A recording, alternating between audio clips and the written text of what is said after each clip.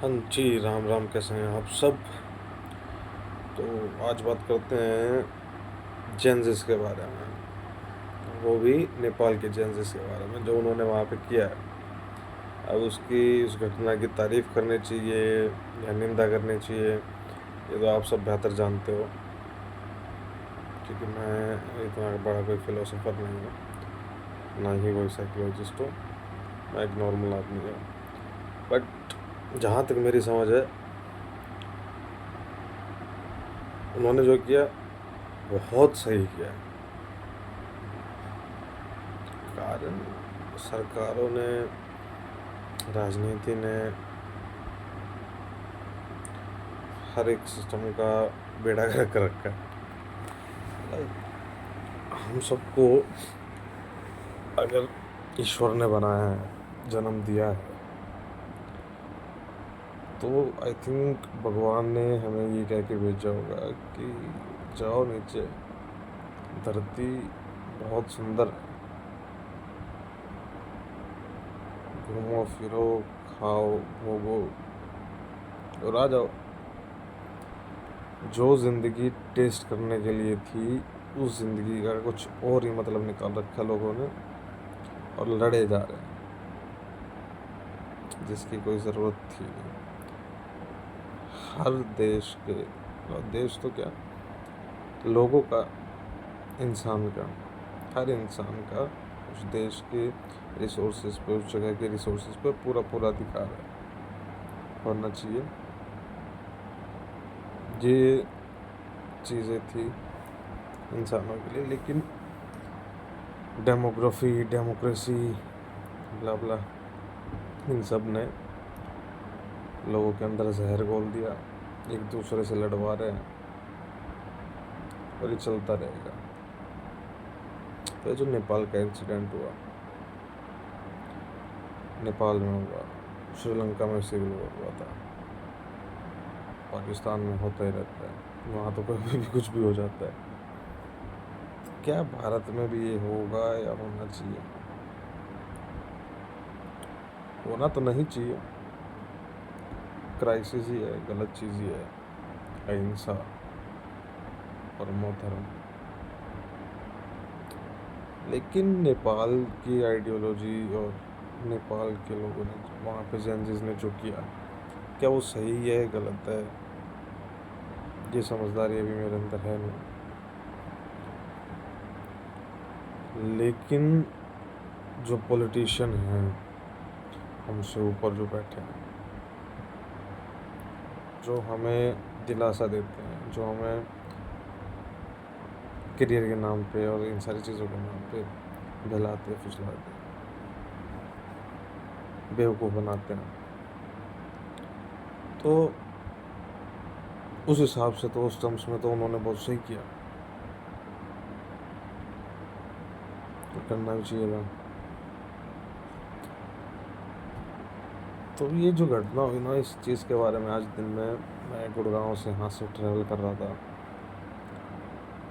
Haryana roadways की AC bus में, बहुत अच्छी बस है, गवर्नमेंट बहुत सारे अच्छे काम भी किए हैं, स्कैम भी करते हैं बट अच्छे काम भी किए हैं।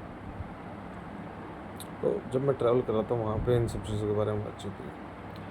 तो आइडियोलॉजिकली उनको भी क्लैरिटी नहीं है, सोच की जो बात है वो, उस बस का कंडक्टर भी था, ड्राइवर भी था, और तो एक ऑफिसर और थे। मतलब भोगने के नाम पे, पैसे के नाम पे तो ऑफिसर हैं, कहाँ काम कर रहे हैं, ठीक है, लेकिन आइडियोलॉजिकली उनको भी क्लैरिटी नहीं है कि क्या ये चीज़ सही है या गलत है। हाँ, बस ये कि उनका परिवार है, पेट, बच्चे हैं, पालने ज़रूरी है, पैसे लगते हैं, सारी चीज़ें लगती हैं, बट क्लैरिटी सच में नहीं भाई साहब। वो बेशक ऑफिसर हो, समझ नहीं थी उनमें इन चीज़ों की, मेरे को नहीं दिखाई पड़ी। अब ये चीज़ें बनी क्यों? ये चीज़ें आप सब ने बनाई, हम सब ने बनाई। जब हम तो जो 20 से 30 साल वाले, 35 तक के हैं, वो तो बीच में लटके पड़े हैं, उनको रास्ता नहीं पता। उधर जाएं, वो बस तुक्के मार रहे हैं। असल में सारे ही तुक्के मार रहे हैं, किसी का लग जाता है, किसी का नहीं लगता, किसी की चल पड़ती, किसी की नहीं चलती। तो अब एक वहाँ पे बैठा था, उसने योगी जी की तारीफ़ कर दी। योगी जी काबिल तारीफ़ काम है उनका भी, क्राइम को ख़त्म किया, बहुत सारी चीज़ें। एक मोदी जी को गाली दे रहा। तो एक ही आइडियोलॉजी के दो बंदे, मतलब सपोर्ट, उनके सपोर्ट में भी, उनके अगेंस्ट में भी। समझ से बात, एक्चुअल में लोगों को चाहिए क्या, वो उनको भी नहीं पता। लाइफ में क्या चाहिए, आई थिंक मुक्ति जीवन का उद्देश्य है, मुक्ति। और मुक्ति कैसे मिलेगी? अध्यात्म से। जब मैंने उनके सामने अध्यात्म की बात रखी, तो अब अध्यात्म का सीन ये था कि मैं थोड़ा सा शादी वादी के खिलाफ ही, ज़्यादा प्रमोट नहीं करता मैं शादी को, मैं मानता भी नहीं। शादी जो है समाज की बनाई हुई संरचना है, जो कि बहुत गलत है, क्योंकि आप बांध रहे हो दो लोगों को, जहाँ पे फिर क्लैशेज होते हैं, वो कभी जीवन भर खुश रह नहीं पाते। तो जब मैंने अध्यात्म की बात की, तब वहाँ से सारा खेल डाइवर्ट हो गया। उन्होंने मुझसे पूछा कि यार तेरी शादी हो गई, एक ही लड़का है, तो तेरे को करनी पड़ेगी, क्यों करनी पड़ेगी, ज़रूरी तो नहीं कि मैं भी करूँ। हाँ, शादी कर लेंगे, ये एक शर्त पे करेंगे, फिर ये जो जो चल रहा है आजकल एलिमनी और ये सारी चीज़ें, अगर इस चीज़ की कोई गारंटी देता हो तो शादी करने को तैयार है, अदरवाइज़ नहीं करेंगे। या फिर लड़कों के लिए मैं कह रहा हूँ कि अपनी कंडीशनिंग पे आओ, आपका हक है।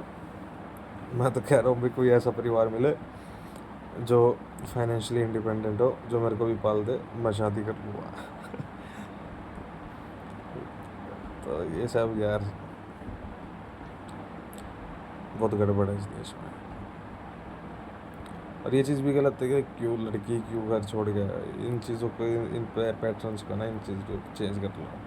मैं मेरे घर वालों को बोलता हूँ, मैं शादी कर लूँगा, दोनों परिवार साथ रह लेना, शादी कर लूँगा। तो कुछ नई टर्म्स बनाओ, तब जाके आपकी पर्सनल लाइफ भी चेंज होगी, बहुत सारी अच्छी चीज़ें भी होंगी, बैलेंस बन सकता है, बैलेंस बनाना पड़ेगा। नहीं तो वो टाइम दूर नहीं है कि लोग शादी करना बंद कर देंगे, अकेले रहेंगे, थोड़े टाइम की और बात है कि सारे काम तो टेक्नोलॉजी रिप्लेस कर रही है। और बहुत जल्द वो टाइम भी आएगा कि हमारे पास भौतिक जगत के सारे, आई थिंक, सुख हो गए, खाने पीने का सब होगा, करने के लिए कुछ होगा नहीं। सरकारें हमें प्रोवाइड करा देंगी खाना पीना सब कुछ, बट कुछ प्रोडक्टिव और ये जो सारी चीज़ें थी, एक जो आग होती है अंदर कुछ करने की, वो सारी चीज़ें आपको दबानी पड़ेंगी। ये फ्यूचरिस्टिक अगर देखा जाए तो ये चीज़ बहुत जल्द होने वाली है। तो नेपाल की घटना और ये सारी चीज़, ये सारी बहुत गलत चीज़ भी है, बहुत आइडियोलॉजिकली देखे तो सही चीज़ भी है,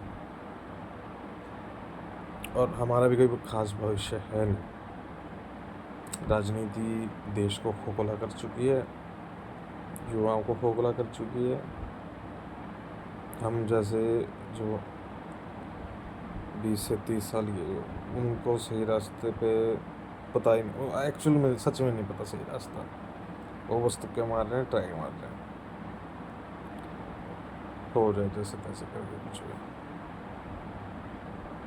और एक्चुअल में वो चीज़ कोई साथ तो जाने वाली है नहीं, ना पैसा आपके साथ जाएगा, ना ही घर आपके साथ जाएगा।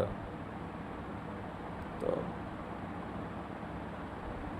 अपनी इच्छाओं पर काबू कर लो, वो ज़्यादा अच्छी चीज़ होगी। तो अल्टीमेटली लाइफ का पर्पस खुश रहना है, मुक्त होना है फालतू की इच्छाओं से।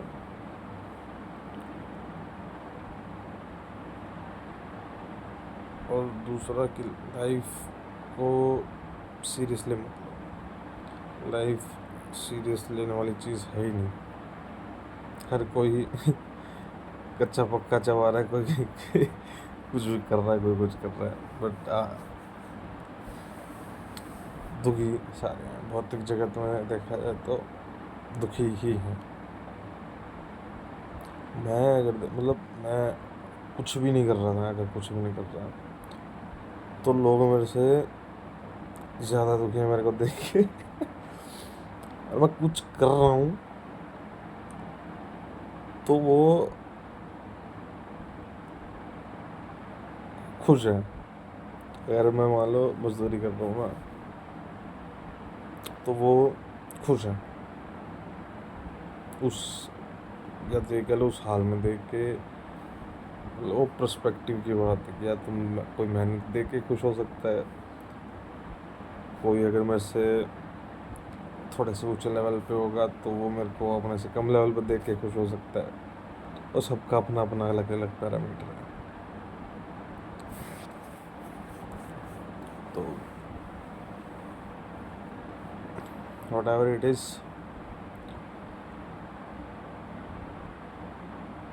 इतना ही कहूँगा कि इस देश की डेमोक्रेसी को सही कर दो, स्टेबल चीज़ बना दो और एक ही रखो। बार बार तो कानून बदल देते हो, बार बार नई चीज़ें ले आते हो, कभी ये कानून कभी वो कानून, कभी ये हक कभी वो हक। क्या ज़िंदगी जीने के लिए आपको रोटी कपड़ा मकान ये चीज़ें चाहिए? पैसा पावर क्या चाहिए मेरे को भी?